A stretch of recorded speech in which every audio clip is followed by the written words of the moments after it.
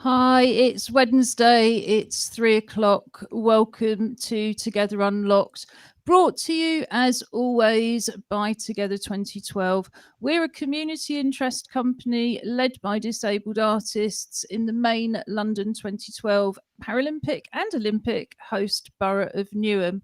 We run an annual festival in Disability History Month, which is only recently finished. So we'll tell you more about how you can still access that later in the show.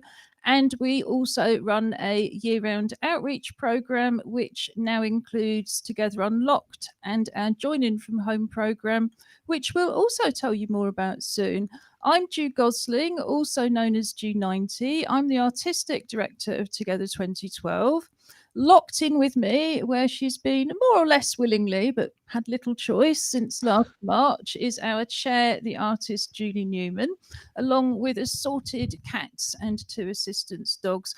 We're going to come back to East London for some audio description and some chat in a little while. But first, to the other end of our long virtual wheeled sofa, all the way to the West Midlands to introduce yourselves with some audio description. So we are, yes, very much at the other end of the long virtual. I can't give up. We're in Sutton Coldfield. So good afternoon. It is Wednesday. I am Robin Surgener, Business Director at Together 2012, up here in the West Midlands. I'm just thinking it does look gloomy. You said the lights are all on, but actually it is like night outside at the moment. And it's just really kind of sucking everything out of everywhere. So apologies if we look a little shadowy.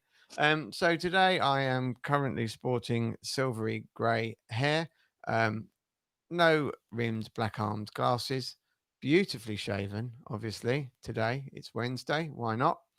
And I am wearing a blue collared shirt, proper shirt with cuffs and everything, and a blue tie.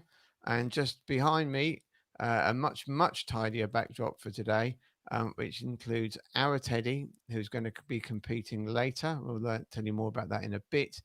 A brown shelf, and a poster, couple of posters, one of which is a together one, and one is an angry fish one. And you are Hi, angry fish, aren't you? I am angry fish indeed. hi, I'm Josh Surgener. I'm one of the other hosts of Together Unlocked, and I'm a doctoral research student. I have rather long blonde hair, uh, a little bit of a kind of gingery facial hair sprouting out. And today I'm wearing a long sleeved dark blue zip jacket that says USA Basketball on the kind of shield crest logo. And I actually think that's my tie as well. Um, it's the first time I've seen him all day, and I think you've stolen my tie. So I don't know. One minute you're a student with your own place, the next minute you're back home with the parents. First they steal your coffee machine, and now all bets are off. And I wouldn't mind betting a few things have found their way into EJ's room as well. oh yeah, Never she's mind. claimed one of our t-shirts. Yes, so we continue in these interesting and unusual times. And like I say, I'm Ju Gosling, also known as Ju90. Something I've possibly regretted over the years, but have been known for that far too long to do anything about it. I've got a short, tenured red, self cropped, well, as we call it, a corona crop with black plastic glasses, pretty much hiding, I would say, green eyes. I have pale olive skin, silver coloured jewellery, black wrist braces. And today I'm wearing a sort of lavender blue long sleeve t shirt with a hoodie over the top that's, I don't know, it's quite unusual. It's cream and it's got purple patterns and it's got blue embroidery over it. And Suzanne Ball from Attitude is Everything has got exactly the same one. So we must have had it a very long time indeed, like so much in my wardrobe. Behind us, you can see part of our Together graffiti banner that has images of all the different art forms we cover in the course of a year, from street art, carnival art, live music, photography, filmmaking, visual art, and much, much more. We also have drama with our associate drama company, Act Up Newham, and we've got more films from them coming up in the next few weeks. Our teddy bear is dressed, well, I think it's what you would call a mortarboard and gown. It's an academic teddy. And again, we will tell you more about that later when we've had some audio description and introduction from Julie, because you are our boss after all. Oh, let's see how that works there. I'm Julie. I'm the chair of Together 20. I was just looking in 2012. Oh, who am I? Where am I? I do not know clearly. It's my hair. My hair is stretching. It's getting longer and longer. Stretching. It's stretching. Yeah, I don't know why. It just is. And it won't stop. It's a bit flyaway today, my little gold and silver. I have dark rimmed glasses. I have a microphone with a yellow bobble on the top. If that's all you can see, that's what that is. Today I'm wearing a black T-shirt with a black and white checked overshirt on top of that. Really, just paying homage to my gay roots and stereotype. Robin's gone all smart. I've gone all gay, and Ju's gone all boho. Although perhaps that wasn't quite a stretch for either of us. And I'm sure in lots of his day jobs when he's not sports coaching, I'm sure, just because we've never seen Robin in a shirt and tie before, it's still a great image. So before we move on to what we're going to be doing today, I just wanted to give a quick review of something that I went to last night, which was the launch of the online commissions by Film Pro. Film Pro is a digital film and media agency. It's run by Michael Achtman and Charlotte Kim Yong-koo, both of whom have been around in the disability film world for many a long year. Charla helped to found and ran for pretty much all the time it was there, I think, the old London Disability Film Festival at the South Bank. Michael has made and also appeared in numerous films because he also does creative support for disabled actors. And Chasda Sweet, who indeed worked on the London 2012 cultural programme and previously for London Disability Arts Forum, also been around for a very long time. So they had a huge amount of expertise to offer the people who applied for the commissions, which as always were lottery funded, although I didn't get to the details. So there were 3 commissions and they were all specifically for neurodiverse artists. And that just made it very, very interesting. There's been nothing quite like it before. So we had Callum Perrin, and his piece is called Texture Recipes 1 to 3. One of the reasons I'm reviewing it now is because we're going to put a link in on our highlights and links page to the website where you'll be able to explore and enjoy all of this fully for yourself. But Callum was really interested in spaces like stairs and landings. He said it's sort of what he calls the in-between spaces. And that when things just get too much and there's just too much going on and too much sort of information and colour and overload in a normal room, it's just really nice to withdraw to somewhere like the hall. So he's done these sound pieces, and I'm not sure, I think they're linoleum prints based on these spaces. So one's about wood, one's about rugs, and one escapes me for the moment. You have these prints, you can press on the prints. He's created all these soundscapes. It's very accessible. You can toggle on and off descriptions, and I do recommend toggling on the text description if you want to know what you're hearing.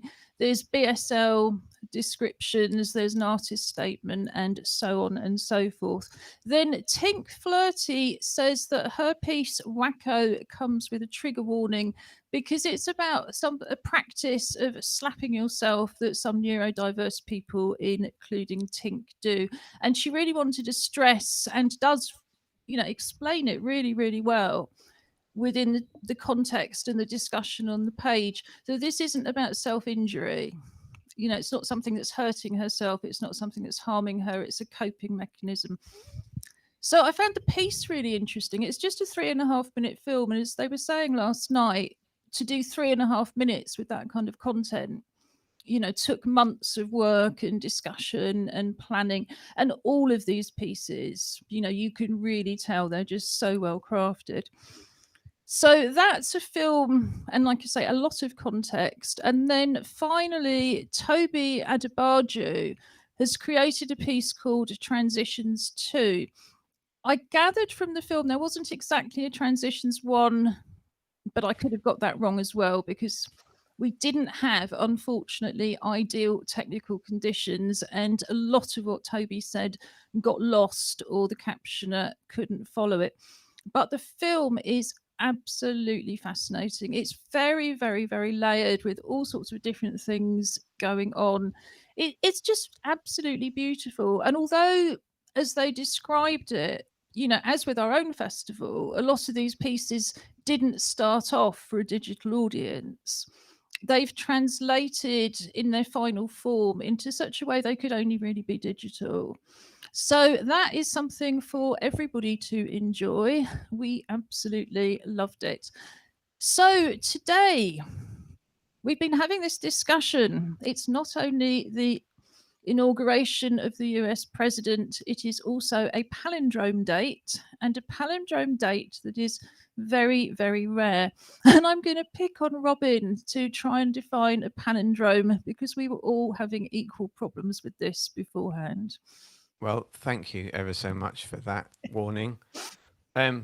So a palindrome, it's easier to understand in terms of letters to start with. So a palindrome is a word that is spelt the same forwards and backwards. I remember my mate having a T-shirt when we were teenagers that said, "My mum and dad are palindromes," because MUM and MUM and DAD and DAD, you can spell it either way around. So that essentially is a palindrome. There are other complicated words, but we'll stick with the nice easy ones like mum and dad. So then in terms of a date, we were, in terms of the American inauguration, we will use the American format of dates where they put the month first and then the date and then the year. So for this one, I'm going to, just because they have obviously written it the wrong way Today's around. date in America would read as 12021. The third, because they do the month then the day. So actually, if you reverse that, it's 12021. It's the same forwards and backwards. I wasn't here for this discussion. I know what palindromes are. Just gonna because I wasn't here for this discussion. Because you're a student and Yes, you know a lot. yes, yes, you're the token kind of young person and therefore know everything.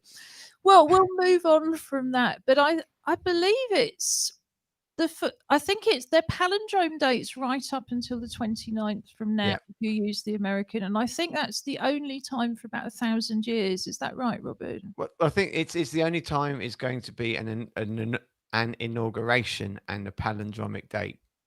The next one will be the 20th of June, 3021. That's just the way it works. Yeah, we won't wait for that one. No. So it's a very special day. I believe you are dressed up specifically for the US inauguration. Well, yes, because obviously I'm aware that our dressing up to go out to stay in is normally a Friday activity. But I thought I would honour the welcoming of a genuinely elected leader of the free world by honouring that by wearing my best democratic colours. Yes, My jacket says USA on it. well, I know. A flag somewhere. Where is it? Well, like I say, my teddy is in its MA outfit. This is Matilda, the MA bear, because it was the only teddy I had that had any kind of clothes for any kind of ceremony. And I thought, well, inauguration, graduation, possibly. But the teddies will be well, the teddies won't be competing. The teddies are our medal bearers. They are also taking part in the International Virtual Bear Hunt, which is still running. And for anybody who's not heard of the Bear Hunt, it's based on the famous book Bear Hunt. It's been taking place since lockdown 1. You put a teddy in your window for children to see on their daily exercise, or you stick a teddy on your TV show or live stream. Ours also wear the medals for whoever has won this week's Clockwork Paralympics, coming up after 3:30. In our Clockwork Paralympics, deprived of all real sport, we race our clockwork toys. You would be a little bit surprised, perhaps, to see how seriously a family of Paralympians can take it, but that just adds to the fun. So, yeah, let's have your bear introduced now, Robin. Oh, okay. Well, this is Millennium Bear.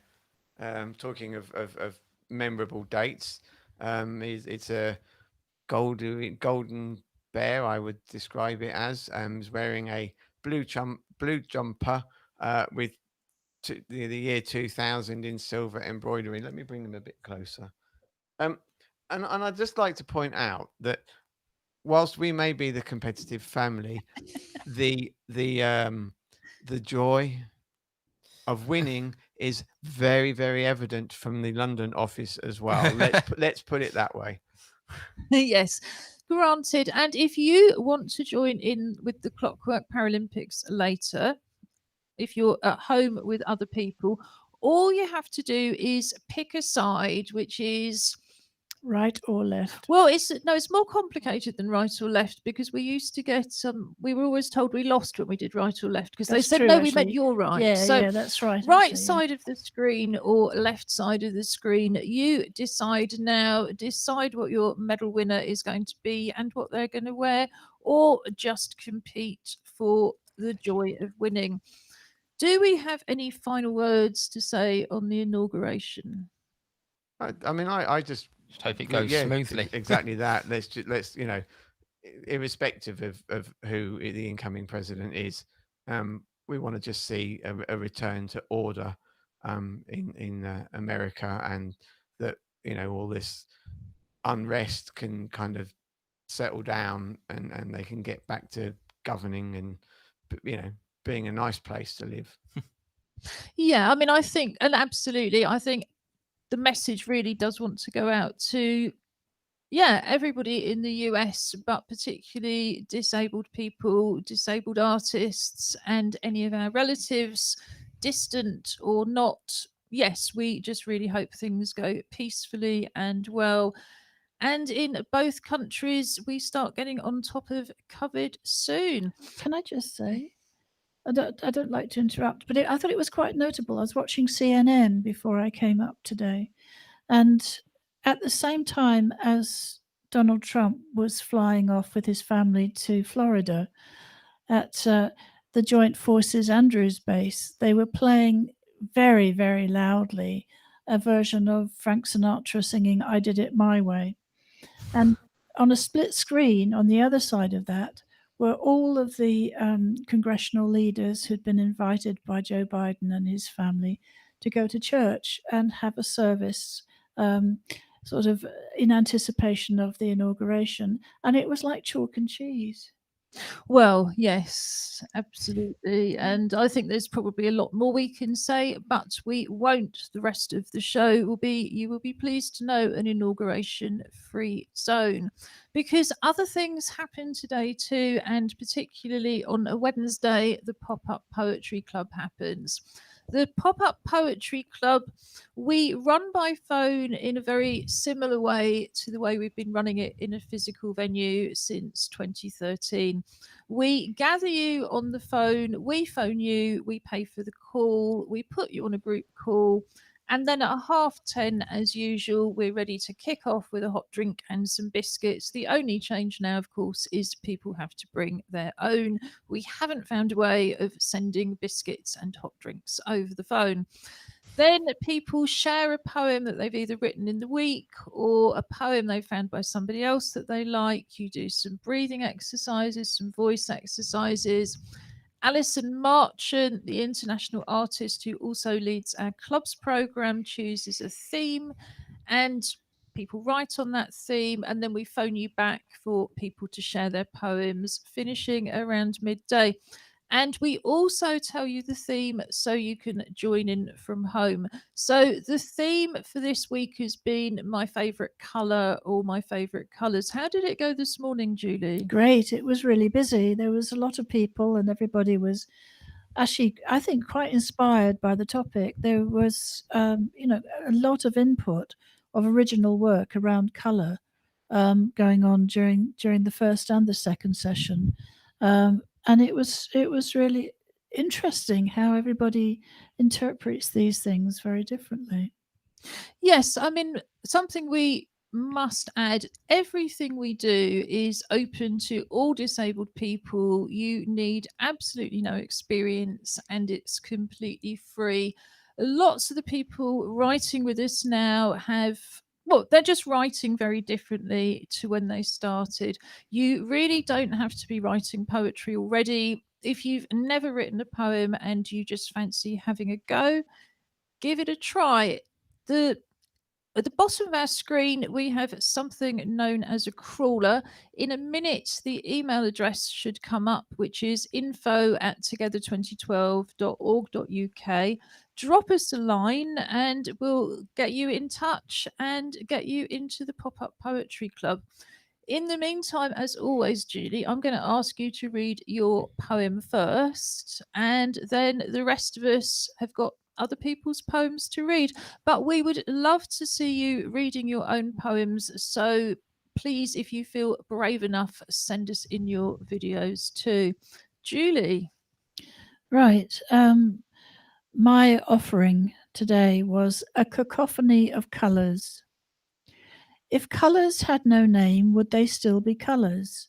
If my name for blue isn't true for you, how would you know which colour I meant? Would my red be your red? Or would a rose be still a rose? Does a rose, indeed, by any other name, need to be red? How can orange be defined without a fruit to eat, a sun to shine? If an orange wasn't orange, and if my orange was blue, would you notice? Would green strike you as odd if seen in a plate of mash? Can the notion of a potato inside the skin call into question the nature of its colour? If colour is a universal truth, pause while I turn over the page. How can different names of different colours cause the rainbow to shine less brightly against a darkened sky? Could a fox be blue, sitting in a purple field with birds of bright red flying high in the sky, dancing against green clouds of glory? If you share my colours' names, does that mean we see the same? Or can I trust the truth of the colour lies in its nature, the core of its being, not in the eye of the beholder? Wow. Oh, that was great, Julie. Thank Really you very much. amazing. I don't know if it's, well, I'm sure it isn't just me, but I would hope we've all had those kind of realizations, perhaps when we were growing up. Kind of, is what I see the same as what other people see? Well, we have these discussions on screen, don't we? Josh's hair being one example. Well, certainly with the audio description, as visual artists, we do tend to get a little bit kind of precious about what colour something really is. I know you both got poems to read, so I'm going to come over to the West Midlands and ask you to introduce one. Yep, so this is The Tube Map and Its Vibrant Colours from Blake Jarrett Gibbons. Orange, no, the colour, not the fruit. So vibrant and bright. Very positive a colour. London Overground colour on a tube map. Pink. The colour, not the musician, can be very nice in your face. I shall not be dark and dull, rebel coming out from within. Pink can still be also very calming, like a pink rose, or maybe in your pink gin. In your face, but also calming at times. Sounds like I'm describing Pink the musician's music, Pink Hammersmith and the City Line colour. Red, a varied shade colour, from cherry red and wine red. No wine tonight, not my choice of booze, to blood red, the red that pumps around the inside of us and keeps us alive, our oxygenated blood cells. the love colour. Red, the central line colour. Blue, the sea colour, the colour that you think of when getting very wet, but also the colour that shows importance. Blue is vital. Maybe why it's the most used colour on a tube map. Light blue is the Victoria line, royal blue for the Piccadilly line, pastel turquoise blue for the Docklands Light Railway, and a dark blue shows TfL. In future to go purple when renamed the Elizabeth line. Brown, the colour of soil which so many colours grow out of. Brown, a muddy colour. Mud can be so jolly, yet so yucky. Brown, Bakerloo line colour. Yellow, what a shine. So bright, so vibrant, so warming. It can be so very rich, like a yellow sunflower. Yellow, the colour of the circle line. Green, green grass. Green is the colour of the leaves on the trees and often a flower's stem. Maybe green is Mother Nature's favourite colour. Green Day, what a great band. The district line is displayed as green.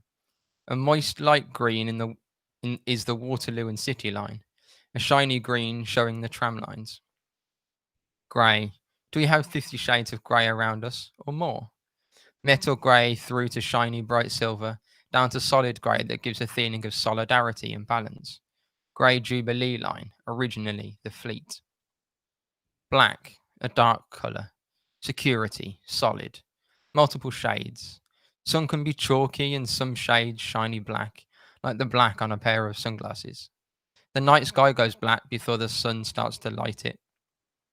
The black allows stars and the moon to shine. Black, the colour of the northern line.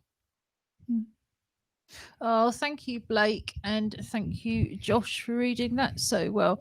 So I have one from Crystal Peasy, which is simply called Colours. I like to talk about my favourite colours. I have many different colours, and I like red colour, and I like purple colour, and I like white colour, and I like silver colour. I also like blue colour, the most beautiful colour in the world. The colour brings out brightness in somebody, particularly when you're not feeling well. And you can end up all different colours. And you can go to hospital and get better treatment, and they can give you a lot of medication. And when you get better, you can feel happier and more colourful. Thank you, Crystal. Okay, and I Oh, think that yeah. leaves it to me. I think we'll come back to you next. Okay, so I have a piece from Duncan Bridgestock. This is just called Colours, Please. Please do not make me blue with sadness. Please do not make me red with anger. Please do not make me green with envy. Please do not make me yellow with cowardice. Please do not make me purple with rage. But instead, make me in the pink and good as gold. Oh, brilliant. Thank you so much, Duncan. We do enjoy your poems, and I really look forward to the time when you come on the show and read them for us. Julie, I think you've got one by Dawn Barber. I do. This is from Dawn. It's called Colours. There are colours in our everyday lives, in our homes, things we look at, in shops, things we eat, beautiful flowers. What would we do without our lovely colours? They make our lives worthwhile.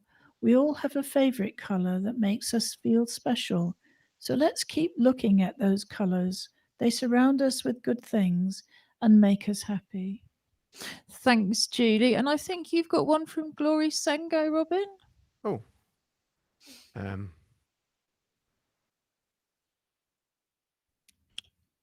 Or I could read I've it. got it. I Oh. have it. I have. Sorry. Yes. So this is from Glory Sengo, and this is entitled Green. When I get the district line to East Ham and go to St. Bartholomew's to greet you, to do poetry class, before that we had tea and biscuits. And after that, we ended up, and it was time to go home.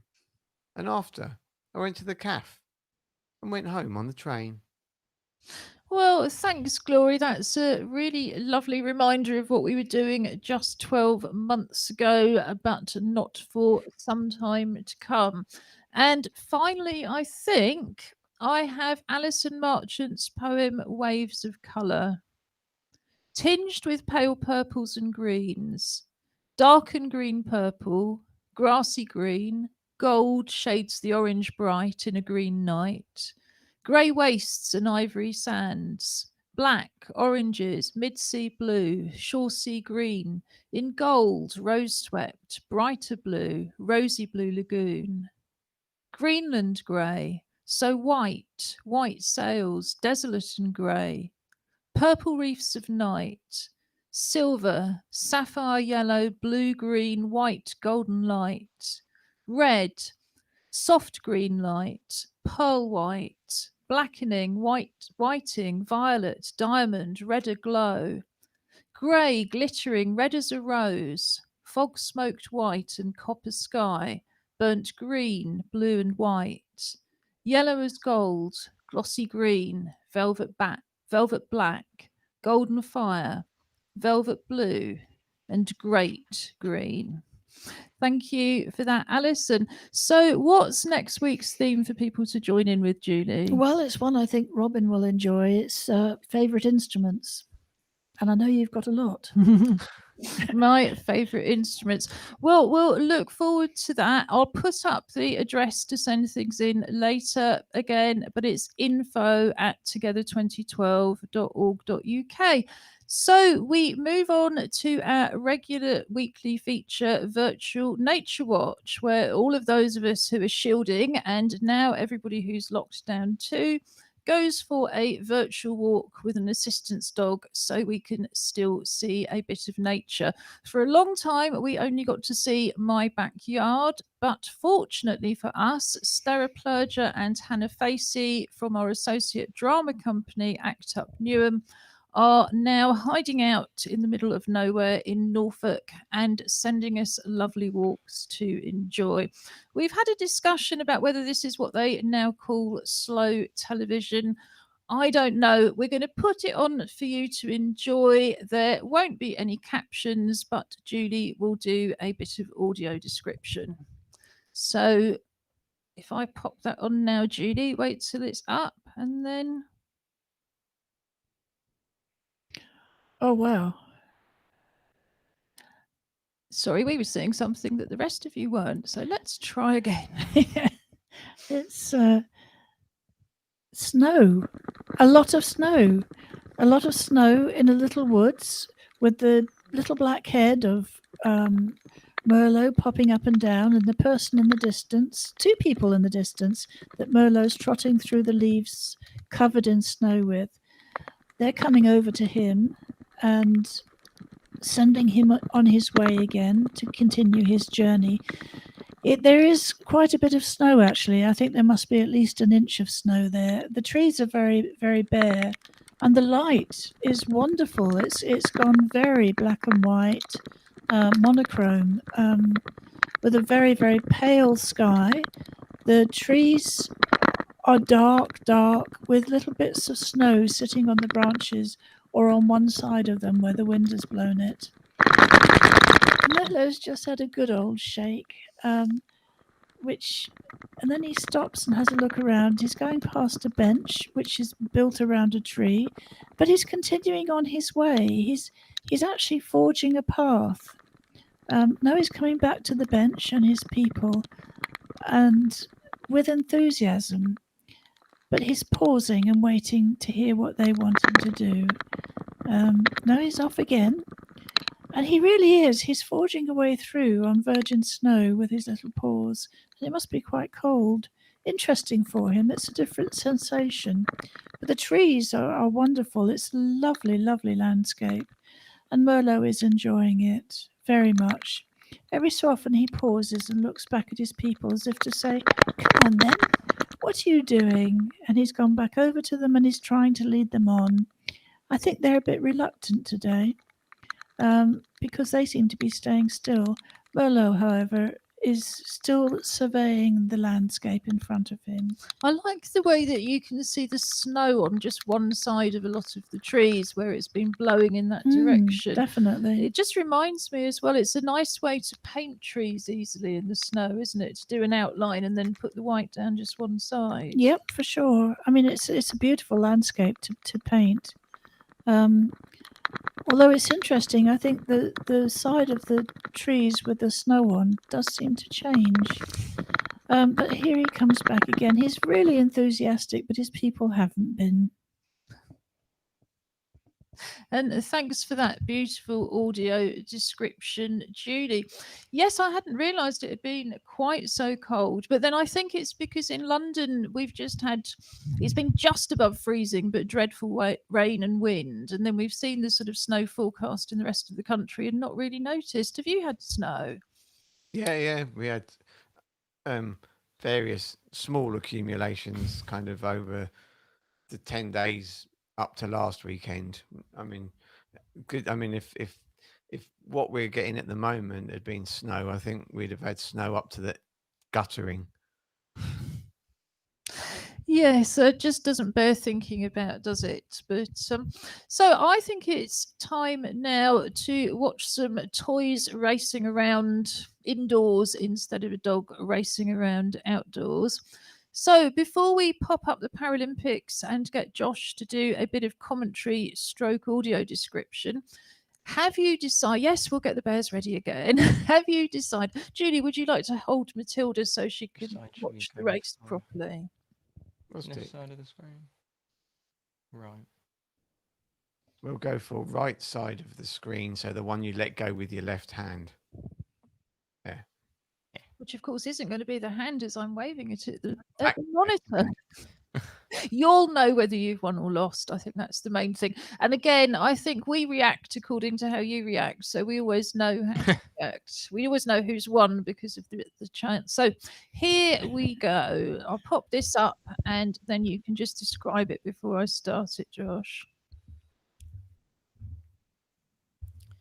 So we are back with the trusty Caterpillar competitors this week on the landing, and I think we've got some floodlights in for this evening's competition as the winter evenings draw in. So we have green on the right-hand side, which is us, or Birmingham 2022, and orange on the left-hand side, which is London 2012. So hopefully the competitors are ready to go. I do believe we're filmed in slow-mo today, in fact, and maybe not caterpillars at all. Slugs, snails. Yeah, I'm not entirely sure that the video does appear to have. I think we've frozen. got a bit of a problem with the server end. I understand the internet is mysteriously not only very, very busy watching the election, but is also being subject to cyber attacks. Let's see if I put it back to the beginning, if it will play now. So our competitors are off, albeit rather slowly in a slow-mo or a high-speed shot. They're moving very quickly in real life, but we are seeing it as a fraction of the speed. Yeah, the slow-mo guys would be well impressed with this. Yeah, and I have You hair like don't one. actually know what you're seeing, dear viewers, because often what we see is not the same at all. But Anyway, remember they're snails. yes, I think I think they're caterpillars, but let's just, as you're seeing something, let's just watch them continue. But you're quite right, it is not how it's filmed. But it's interesting to know what's going on outside in the rest of the world, that the internet is quite this busy. It's quite interesting like this, although I think that London have taken the lead.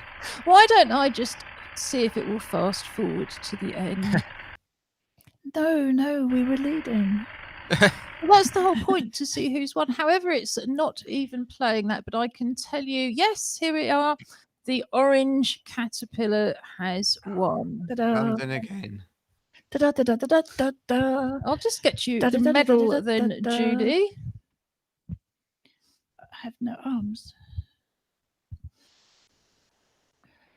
Ta-da! There you go, Matilda. You've got a degree and a medal to take with you to watch the inauguration. I don't Oh. usually bother, but this time round I will pop up the Paralympics on the highlight.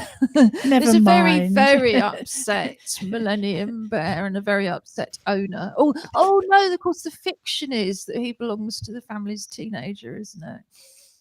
I think it actually is mine. I think. I think it was Josh's. Emily wasn't around in 2000. Yeah. Oh no, of course. Well, anyway, I'm very sorry, but one of the lessons that everybody has to learn this week is how to lose nicely. Graciously. This is the kind of thing we used to teach children, but apparently in the States, it appears to be Not mentioning.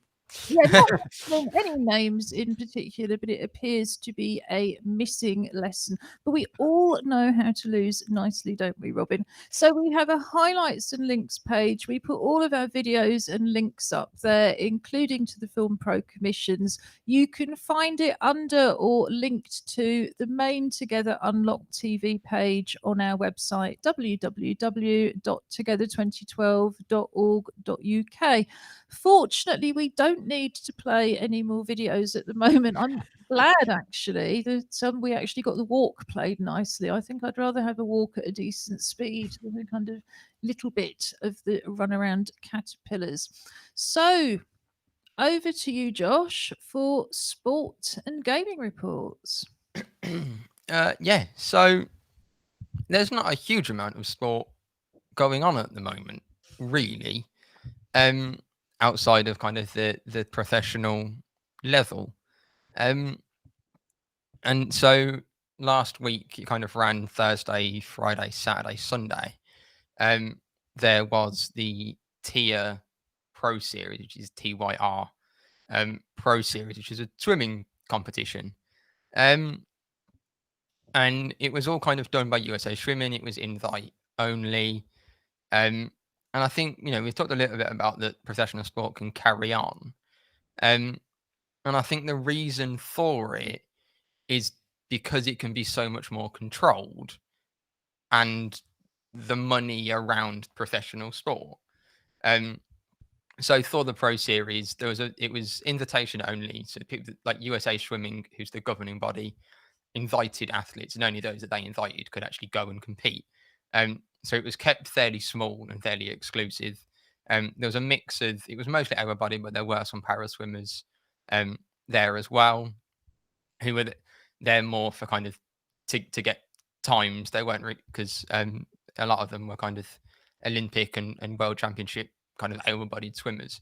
So it was a high caliber, but the things that they were, because of that, they kind of flew everybody out a week early. Everybody had COVID tests. Everybody was put up in one hotel that was paid for by the organization. So one, it meant there was an opportunity to watch some swimming, and that some para swimmers got an opportunity to compete, which hasn't happened for about a year, really. But I know it's something that we've kind of touched on a little bit of why professional sport is still happening. And I think part of it might be for that entertainment value, like Ju said, but also I think, it's because of the amount of control and protocols that are in place Although, that of course, can't happen with amateur sport. But then, of course, it's all come unstuck horribly with the Australian Open tennis tournament, hasn't it? Where 2 plane loads of people flying in had got infected people on them. So all of the people on the planes have to quarantine. I do wonder, it's a bit like, does anybody privately educated really understand science? But I do wonder whether tennis players read, because some of the comments they've been making, you think, are you not aware of the protocols for quarantine in Australia? And well, we didn't realize we'd all have to quarantine if somebody did. And you think, well, but you have to do that everywhere. But I think the danger now is, of course, that people will go, if you've got really good protocols, we won't come and play. We'll only go and play in countries where it's all much more lackadaisical. And then, of course, you got Djokovic, who ran his own tournament and famously managed to get infected himself along with half the players. So yeah, I was going to say tennis doesn't have the best track record at the moment in not protect, or in kind of not actually having very useful protocols. But yeah, in terms of some of those sports that are doing a better job, that is why they're able to. And also it's the financial thing. It's not cheap to put a whole swimming gala's worth of people up in a hotel for Well, a no. week and a half so that they can quarantine before the competition and then be there for the competition. But it's a lot more expensive to put all these tennis players up for 3 Yeah, weeks. absolutely. So, yeah, I mean, I think there is a kind of danger to that, but I don't know. I mean, I think the chances of Wimbledon going ahead this year must be pretty much zero. And I mean, there's mixed reporting over the last week about the Olympics and Paralympics. What do you think about that? Yeah, it's to be honest, I don't think anybody really knows. I can't remember if I talked about it last week. There was a survey done by a Japanese news agency, and I think it was kind of 80% of people surveyed said that they either didn't think it would happen or didn't think it should happen this year. And then the IOC and people high up in the IOC have kind of said, "Oh, we're still hoping it's going to happen. Maybe the athletes will have to get vaccines." But I think we need to kind of wait and see in kind of April time, March, April. I think is when a decision will kind of actually be made. I think there's an interesting question though. Is that let's say there's an infinite timeline. Could the Paralympics happen and the Olympics not happen? That would, if Yeah, and I think the reality is, yes, they could, but probably nobody would be prepared to spend the money. I mean, having more infectious variants doesn't help. I mean, I do wonder with swimming whether it's also because once you're in the pool, it is an innately kind of safer sport where you're less likely to get infected compared to something like tennis, where every time you're exhaling on the court as you hit the ball, that's more virus potentially going into the air. I mean, people say, why do we talk about sport on a disability arts and chat show? But apart from the fact that we're all rounded people and there's the theatre of sport, there's so many creative careers that go along with it. But with the Olympics and Paralympics, there's also the cultural program. And that's what we're not hearing about, is the impact on the cultural program. The Paralympic cultural program was enormously important. It gave rise to everything from our own organisation, Together 2012, to Para Orchestra, to the unlimited programme of commissions that continues to this day. Of course, Para Orchestra continues to this day, so do we. There would have been a huge cultural legacy, but particularly for disabled people around the Paralympics. So yeah, I think we should be mindful of the fact it's not just kind of jobs for photographers and filmmakers and so on and so forth, and people who make merchandise, and we're losing the spectacle. We're losing, if we do lose it, a very significant cultural program as well. So, do you have any more on sport, or shall we move on to games? Yeah, there was one thing that I wanted to mention. So it was launched, or the ambassadors were launched yesterday. So at things like the Olympics and the Paralympics and Commonwealth Games, they have things called houses, and it's not like Hogwarts houses, but they'll do like a Team GB house and whatever. We know this because, in fact, for the Paralympics in London 2012, they did it for the Olympics in the UK. They did not do it for the Paralympics. So we turned the advice centre in the centre of Stratford into UK DPC House because we were then a project of the UK Disabled People's Council. And lo and behold, we entertained guests in the advice arcade. Yeah, exactly. So yesterday, Pride House for Birmingham 2022 announced their athlete ambassadors, which was kind of athletes from all over, from kind of lots of different countries all over the world, Commonwealth countries all over the world, including a Scottish wheelchair basketball player, is one of the ambassadors called Robin Love. who I know from work through sport. But yeah, and they're kind of, their whole the idea around it is kind of promoting kind of both LGBT athletes and the whole kind of LGBT culture in Birmingham and kind of promoting it. So it's really good not only to see that, but to actually see it up and active so far out from the games Well, I think it's as all well. real progress, because I remember they intended to have a Pride House for London 2012. And as Regard, with another hat on, I'm a co-chair of Regard, the National LGBTQI plus disabled people's organisation. And we weren't able to have a Pride House. They couldn't raise the money. They were talking about things like a tent on Clapham Common, weren't they? There were all sorts of different options, but no Yeah. Pride House happened. I mean, I think it's often the Commonwealth Games that's the real kind of flag flyer for equality and inclusion. And I know the Commonwealth per se doesn't have a great reputation, in particularly on terms of LGBTQI plus issues. But actually, it was the Commonwealth Games that started bringing para athletes in first, wasn't it? I know when we were in Australia about 10 years ago, they had a massive mobility centre where you could hire an electric wheelchair, a manual wheelchair, a scooter, use the internet, get a free cup of tea. And that was their legacy of the Commonwealth Games. And they were saying, oh, well, do you still have one from your last Commonwealth Games? Because we copied it. And we had to go, no, Britain closed it down straight afterwards. But it will be interesting again to see whether there are some permanent benefits for sort of Birmingham and the West Midlands. But let's move on to gaming. Well, I mean, we've continued our adventure into competitive Nintendo Switch playing, and I've continued to dominate competitive Nintendo Switch playing. He's feeling all sad. They are getting better, but yeah, I mean, the Switch is great fun, and we talked about that last week. There are some new games coming out kind of around now. From memory, I haven't had a huge amount of time to kind of look at any of them. I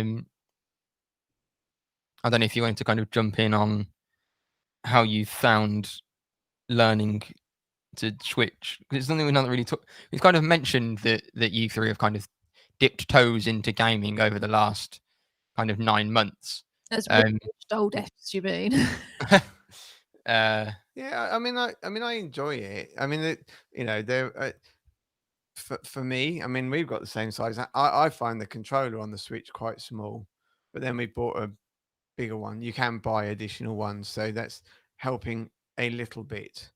Well, I think that's interesting, because hands are one of my biggest issues. I've got various conditions that impact on my hands, so they're always painful and a bit stiff. And I've often found I prefer games that aren't time-based, because the quicker I've got to be, the more I kind of give up after a few minutes, because it is just too problematic. Yeah, no, I mean, we're trying the PS4 and you're trying the Switch, aren't you? Yeah, I think the thing with the Switch is that there's about 5 or 6 different versions of the controller that you can use.